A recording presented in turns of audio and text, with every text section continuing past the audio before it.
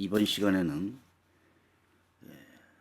많은 사람들이 간혹 실수를 범하는 그러한 성경 해석에 대해서 몇 가지를 한번 알아보려고 합니다.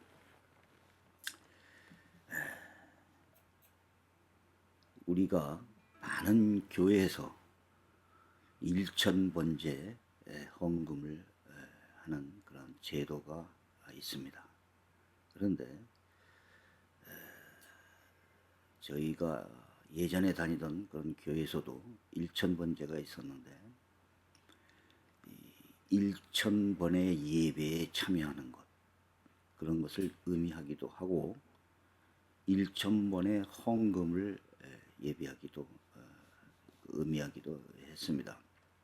그래서 소위 일천번제라는 이런 그 제도가 있었는데 상당히 어려웠던 그런 기억이 좀 납니다. 그래서 매일 헌금을 하고 매일 예배를 드린다고 하여도 일천번제는 거의 3년이 걸리는 겁니다. 그래서 상당히 어려운 그런 일천번제라는 그런 제도가 있었죠. 그런데 이 일천번제는 마치 사람들이 잘못 생각하면 일천번의 제사, 이렇게 일천번 제사라고 생각이 되겠지만은 실제로는 그런 의미가 아니라 일천번제라는 뜻입니다. 그래서 성경을 보면은 주로 구약에서 일천번제가 나타나는데 열왕기상 3장 4절에 보면 이에 왕이 제사하러 기브온으로 가니 거기는 산당이 큼이라 솔로몬이 그 단에 일천번제를 드렸더니 이제 이런 구절도 나오죠. 또 대하 1장 6절에서도 여호와 앞 곧 회막 앞에 있는 놋단에 이르러 그 위에 일천 희생으로 번제를 드렸더라. 자, 이것은 한꺼번에 일천번의 3년 반 동안 혹은 이런 일천번제를 드렸다는 뜻이 아니고 한꺼번에 일천 마리의 희생의 제사를 드렸다는 그런 의미입니다. 그래서 이 공동 번역에서도 보면은 솔로몬은 그 제단에 번제물을 1000마리나 바친 적이 있다. 표준세 번역도 솔로몬이 그때까지 그 제단에 바친 번제물은 1000마리가 넘을 것이다. 또 현대인의 성경에서도 1000마리의 짐승을 잡아 번제를 드렸다. 이렇게 돼 있죠. 그러니까 이 개혁 성경의 성경도 잘못된 것은 아니고 그것을 읽는 사람이 일천 이구서 번제 이렇게 생각을 했던 것이죠. 그렇게 생각을 해야 되는데 일천번 띄고 제사 이렇게 해서 이제 이걸 잘못 생각을 했다는 겁니다. 그래서 원문으로 보거나 영문 성경으로 봐도 일천번제라는 말은 a thousand burnt offerings입니다. 그래서 일천번을 드렸다는 게 아니라 일천 마리를 드렸다는 얘기입니다. 그래서 대상 29장 21절에서도 보면 이튿날 여호와께서 제사를 드리고 또 번제를 드리니 수송아지가 1000이요 숫양이 1000이요 어린 양이 1000이요 이제 이런 규절들이 나옵니다. 자, 여기 열왕기상 8장 63절에도 솔로몬이 화목제에 희생을 드렸으니 곧 여호와가 드린 소가 22,000이요 양이 12만이라 이렇게 매우 큰 제사를 드린 것을 말합니다.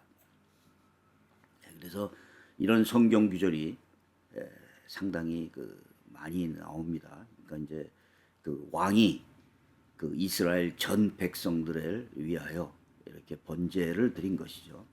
그래서 여기 히브리서 10장 8절에는 뭐라고 되어 있냐면 위에 말씀하시기를 제사와 예물과 전체로 번제양과 속죄제는 원치도 아니하고 기뻐하지도 아니하신다 하셨고 이는 다 율법을 따라 드리는 것이라 이렇게 되어 있습니다. 그래서 이런 횟수가 문제가 되는 것이 아니고 이 구약의 제사는 예수 그리스도의 그 희생 제물로 단번에 바쳐진 희생 제물로 인하여 희생 제사로 인하여 우리는 단번에 죄사함을 받은 것입니다. 그래서 다시 구약에 이러한 제사를 우리가 다시 드릴 이유도 없지만은 그 다음에 일천 번제를 일천번의 제사로 잘못 해석을 해서 마치 일천번의 예금 또 일천번의 헌금으로 이렇게 그 오해를 성경적이라고 하는 그런 오해를 일으키는 것은 잘못된 것이라고 봅니다. 또 많은 사람들이 이렇게 얘기하죠. 아브라함이 된 것처럼 사울이 바울이 되었다. 이렇게 설교를 하는 목사님들이 간혹 있습니다. 그래서 사도행전 13장 9절을 보면 바울이라고 하는 사울이 성령으로 충만하여 그를 주목하고라는 규절이 나옵니다. 그래서 아브라함이라는 뜻은 높여진 아버지죠. 아브라함은 열국의 아버지라는 뜻입니다. 그래서 사울도 바울로 이름이 바뀐 것이다라고 이제 이렇게 해석을 합니다. 상당히 은혜로운 그러한 설교가 되겠지만은 사실은 사울이라는 단어는 세모에서 유래한 히브리어 이름입니다. 히브리어 이름이고 바울이라는 것은 로마식 헬라어 이름입니다. 그래서 이 헬라어 명으로는 파울로스라는 것이죠. 파울로스. 그래서 사울이 바울이 된 것이 아니라 사울이라는 히브리 이름이 로마식 헬라어 이름으로 바울로 이렇게 불려진 것입니다. 그래서 여기 이제 이런 얘기도 나오죠. 사도행전 13장 7절에서 9절을 보면은 온 섬 가운데로 지나서 바보에 이르는 바 예수로 하는 유대인 거지자 박수를 만나니 그가 총독 서기오 바울과 함께 있으니 서기오 바울은 지혜 있는 사람이라. 그래서 바나바와 사울을 불러 하나님 말씀을 듣고자 하더라. 이 박수 엘루마는 이 이름을 번역하면 박수라. 저희를 대적하여 총독으로 믿지 못하게 힘쓰니 바울이라고 하는 사울이 성령이 충만하여 그를 주목하고 이렇게 나옵니다. 여기서도 이 엘루마라는 것은 로마의 직업적 이름이고 박수라는 것은 히브리어를 표시합니다. 그래서 본명은 히브리어로 바예수가 되는 것이죠. 그러니까 이런 그 착각을 하는 수가 있는 겁니다. 자, 그 다음에 성령에 대한 그 잘못된 이 목사님들의 설교, 성령에 대한 잘못된 주장 이런 것들이 있습니다. 자, 어떤 분 목사님들은 물론 다 그런 것은 아닙니다. 일부 목사님이 그렇죠. 자기는 설교 준비를 하지 않는다.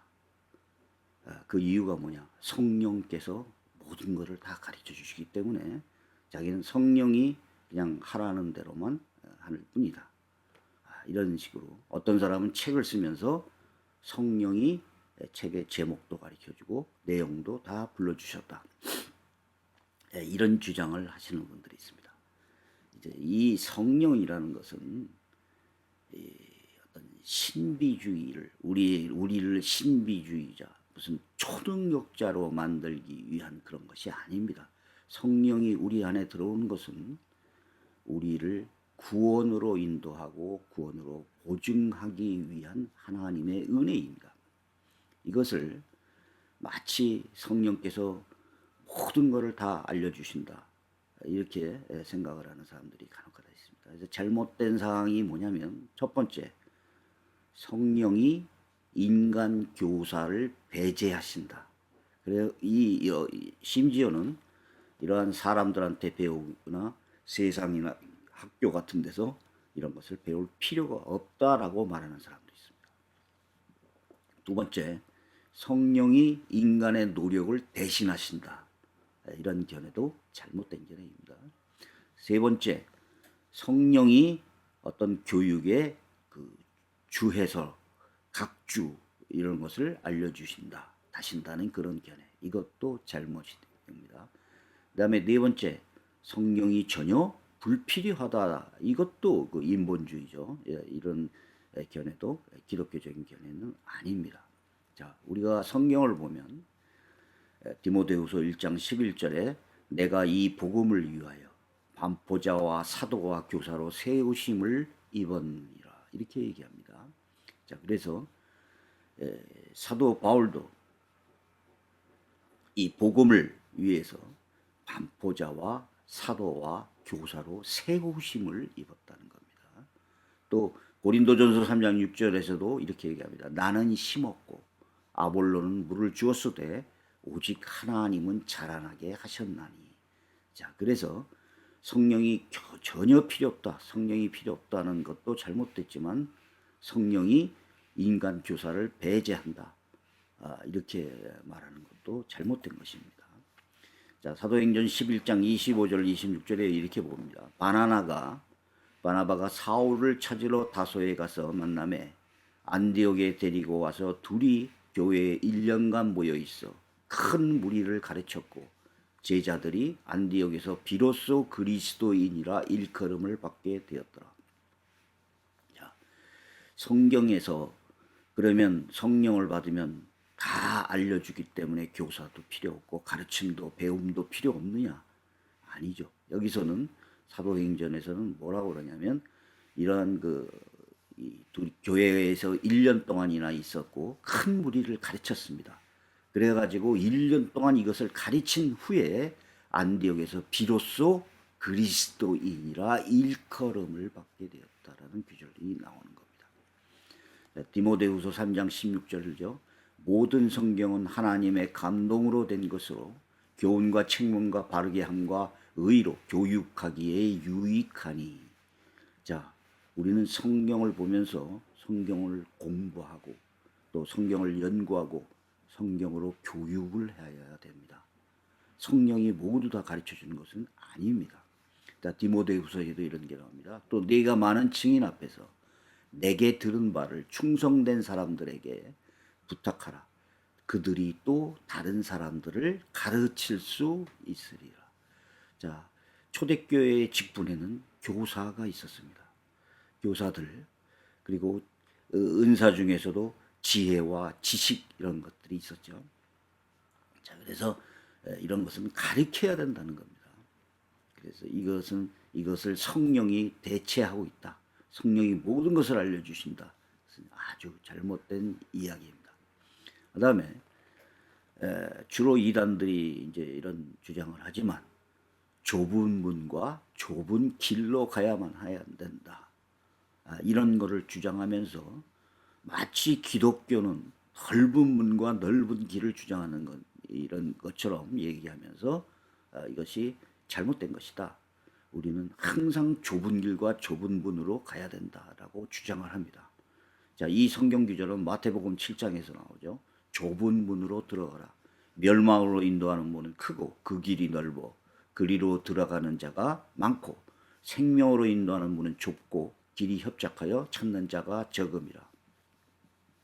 이게 이제 누가복음 13장에서도 이런 글이 나옵니다. 어떤 사람이 여쭤야 주여 구원을 받은 자가 적으니까 그들에게 이르기를 좁은 문으로 들어가기를 힘쓰라. 내가 너희에게 이르노니 들어가길 구하여도 못하는 자가 많으니라. 자, 이 성경 구절을 지금으로 적용을 시켜서 지금도 좁은 문으로 가야 되고 좁은 길로만 가야 된다. 그래서 기독교에서는 구원이 없다라고 얘기하는 사람들이 있습니다. 그리고 구원받는 사람은 아주 적다. 그래서 어떤 사람은 뭐 구원받는 사람이 2%다, 뭐 3%다 이렇게 얘기하는 사람까지 있습니다. 자, 이 성경 구절은 그 당시 기독교인의 이제 예수 그리스도로 말미암아 복음이 전파되고 기독교인이 시작되었을 때 그 당시 시대적인 상황과 배경은 유대교가 주를 이루고 있었습니다. 우리는 이 상황을 시대적 상황을 잘 판단해야 됩니다. 자, 거의 이스라엘은 전부 거의 다가 유대교였죠. 유대인들은요. 그런데 예수님은 이것을 험포도주, 헌 가죽 부대라고 얘기를 합니다. 그래서 좁은 문으로 들어가더라 좁은 길로 가야 된다라고 말한 것이죠. 이것이 단순하게 문과 길의 사이즈나 교인들의 숫자만을 지칭하는 것이 아닙니다. 당연하죠. 그렇다면 만약 좁은 문과 좁은 길로 가야 될만한 구원이 있다면은 그러면은 뭐 교인이 뭐 1,000명밖에 안 되는 이러한 그런 이 새로 만들어지는 이러한 종교 이런 데 그럼 구원이 있다는 것입니까? 이런 사이즈나 숫자를 말을 지칭하는 것은 아닙니다. 그리고 방금 말씀드렸지만 당시 시대적인 상황과 배경은 율법주의를 가르치는 유대교가 주를 이루고 있었습니다. 그래서 누가복음 13장에서는 이렇게 합니다. 너희가 아브라함과 이삭과 야곱과 모든 선지자는 하나님 나라에 있고 오직 너희는 밖에 쫓겨난 것을 볼 때 거기서 슬피 울며 이를 갈미 있으리라. 사람들이 동서남북으로 와서 하나님 나라 잔치에 참석하리니 보라 나중된 자로서 먼저 될 자가 있고 먼저 될 자로서 나중될 자가 있다. 자 여기 보니까 사람들이 동서남북으로 타서 하나님 나라 잔치에 참석하게 된다라고 얘기합니다. 자, 그러니까 이렇게 그 다음에 적은 숫자만이 구원을 받는다라고 하는 그러한 얘기가 아닙니다. 계시록 7장 9절에는 뭐습니까? 내가 보니 각 나라와 족속과 백성과 방언에서 아무라도 능히 셀 수 없는 큰 무리가 흰 옷을 입고 손에 종려가지를 들고 보좌 앞과 어린 양에 서서 이렇게 얘기죠. 자, 예수님은 뭐라고 하셨냐? 요한복음 10장에서 내가 문이니 누구든지 나로 말미암아 들어가면 구원을 얻고 또는 들어가며 나오며 꼴을 얻으리라라고 합니다. 자, 성경에서는 작은 숫자만 구원을 받는다. 이런 구절은 없습니다. 그런데 이 좁은 문과 좁은 길을 이 시대적 상황을 다 무시하고 그 다음에 단지 숫자와 사이즈만을 해서 아주 극소수만이 구원을 받는다. 이렇게 얘기하는 사람들이 많습니다. 이 사람들이 주로 마태복음 22장에서 청함을 받은 자는 많되 택함을 입은 자는 적으니라라고 하는 성경 규절을 댑니다. 항상 성경 규절을 부분적으로만 이렇게 되려고 하는 것이죠. 이 마태복음 22장에서 청함을 받은 사람들은 누구입니까? 이스라엘 사람들이었습니다. 이미 초청을 한 사람들, 이스라엘이 하나님의 선택된 민족이었죠. 그런데 택함을 입은 자는 적다는 것을 얘기합니다. 그래서 이 마태복음 22장의 성경 규절을 보면 이 시장에 나가서 자기 누구든지 다 이 천국을 이제 마치 아들을 위하여 혼인 잔치를 베푸는 임금이 청한 사람들을 혼인 잔치에 오라고 했더니 핑계를 대면서 오지 않습니다. 그러니까 이 임금이 아무나 데리고 와라 이런 식으로 얘기를 합니다. 오히려 네 거리 길에 가서 사람을 만나는 대로 혼인잔치에 청하여 오라 이렇게 얘기합니다. 그래서 혼인잔치에 손님들이 가득 차게 됩니다.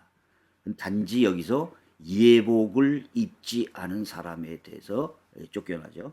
그래서 여기서 말하는 예복이라는 개념은 믿음의 의.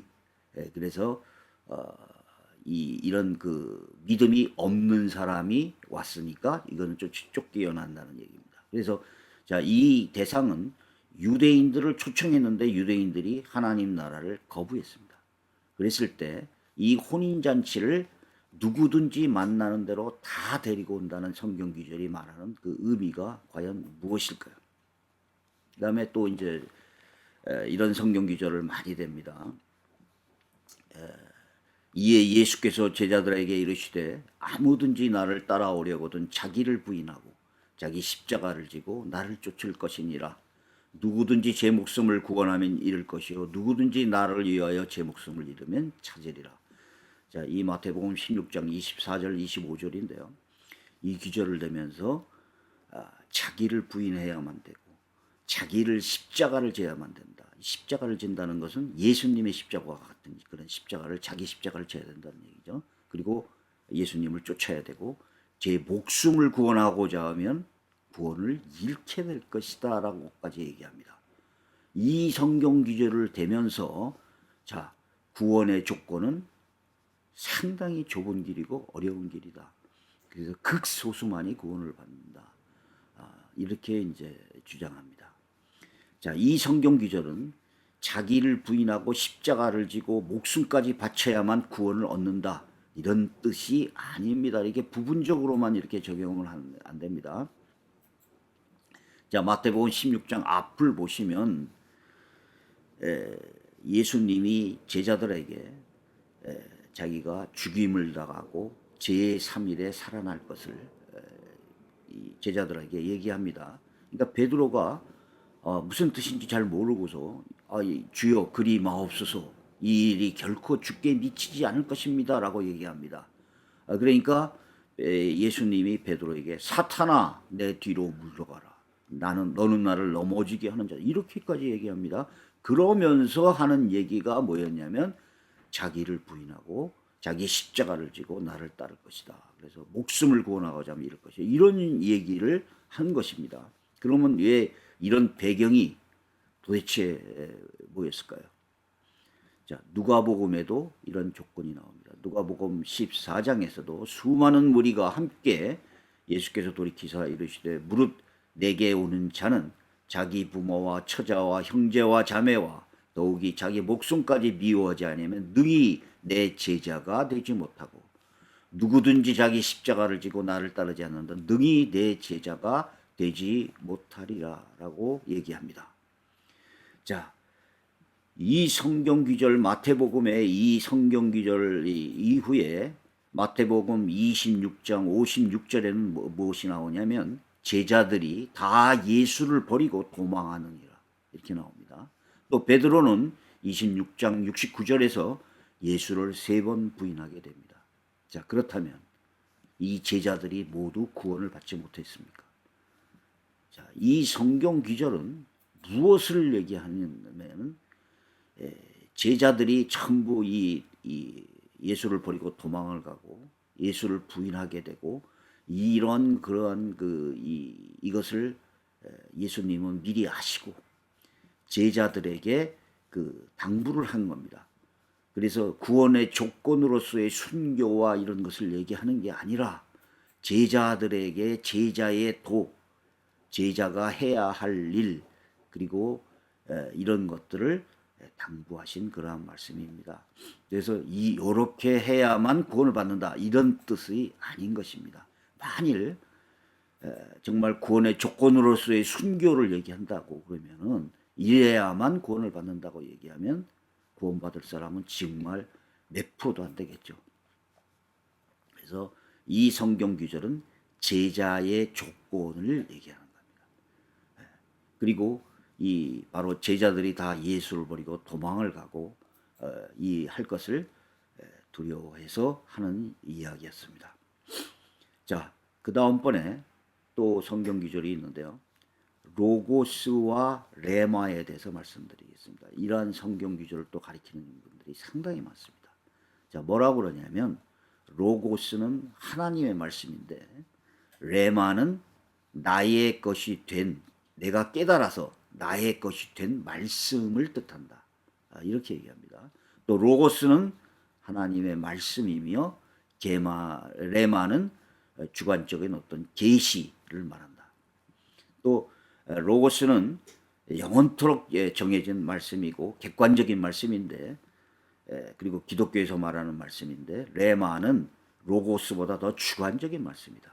이거를 이런 식으로 주장을 합니다. 그래서 뭐 어떤 성경을 이거는 로고스고 요 어떤 성경 구절은 이거는 레마고 이런 식으로 비유하는 사람들이 있습니다.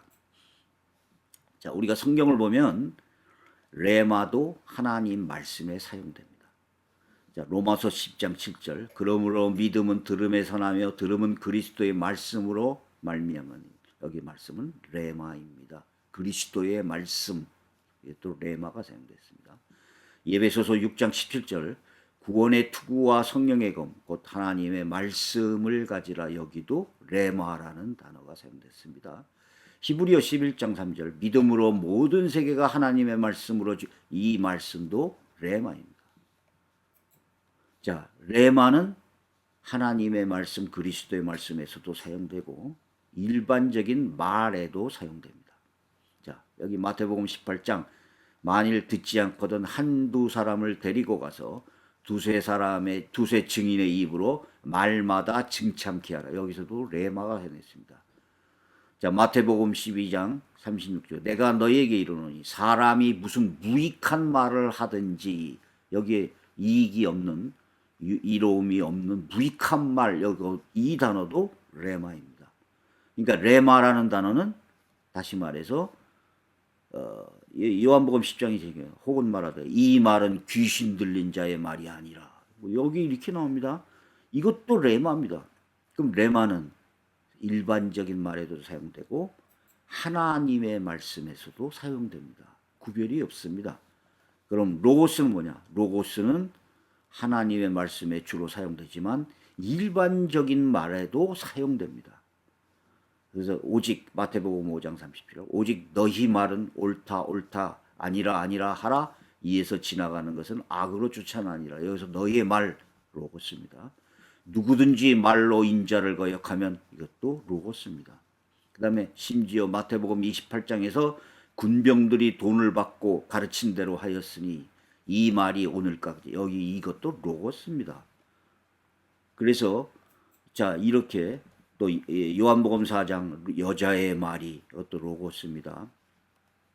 자 고린도전서 1장 5절 이는 너희가 그의 안에서 모든 일 곧 모든 구변과 이 구변도 로고스입니다. 자 이렇게 심지어는 고린도전서 14장 9절 이와 같이 너희도 혀로서 알아듣기 쉬운 말을 하지 않 이것도 로고스입니다. 그렇다면 뭡니까? 로고스가 심지어 나쁜 의미의 형용사와 함께 일반적인 말로 사용된 경우도 있습니다. 에베소서 5장 6절 누구든지 헛된 말로 이것도 로고스입니다. 자 데살로니가전서 2장 5절 아첨의 말 이것도 로고스입니다. 자 이렇게 그러니까 이렇게 뭐 로고스는 하나님의 말씀이고 레마는 깨달음 이렇게 얘기를 할 필요가 없습니다. 심지어 레마와 로고스가 함께 사용되는 경우까지 있습니다. 자, 이 모두 일반적인 경우입니다. 마태복음 12장 36, 37 내가 너에게 이르노니 사람이 무슨 무익한 말을 하든지 여기에 레마가 사용됐습니다.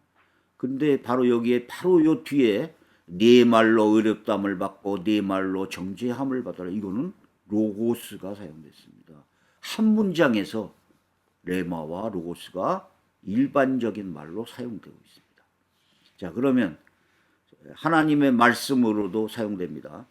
베드로가 이 말을 할 때에 성령이 말씀 듣는 모든 사람에게 내려와서 여기에 이것도 레마가 이 말은 레마가 사용됐고 말씀은 로고스가 사용되었습니다. 그러니까 이렇게 한꺼번에 한 문장에 사용되는 경우까지 있다는 것입니다. 여기까지 하겠습니다.